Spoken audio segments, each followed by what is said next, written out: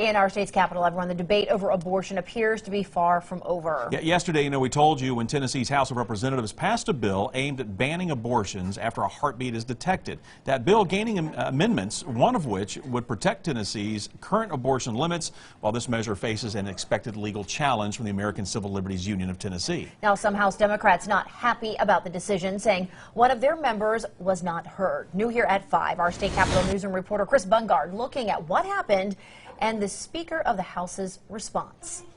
A very busy week here at the state capitol leaves lots of questions in these legislative hallways. Mr. Speaker, I move previous question on the bill as amended. Moved.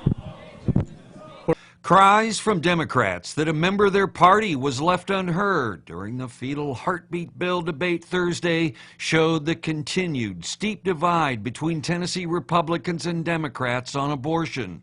Representative Gloria Johnson wanted the bill amended to allow for abortion in cases of rape or incest, but she was not called on as the bill was quickly passed and claps came from the gallery.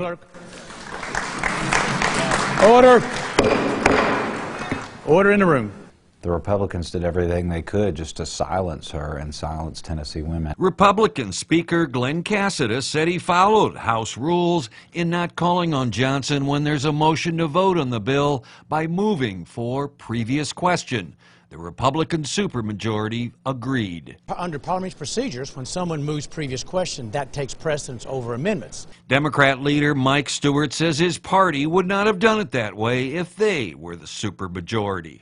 If the roles were reversed and Representative Van Huss wanted to speak his views on this issue, which are very conservative and different from mine, it wouldn't even occur to me to try to silence him. I think people should be able to speak on issues of importance. And next week begins a meatier part of the legislative session. House members begin dissecting the state budget proposed this week by Governor Lee. Reporting from the state capitol, Chris Bungard. We, of course, will keep you updated. The Fetal Heartbeat Bill will now move, by the way, to the Tennessee Senate.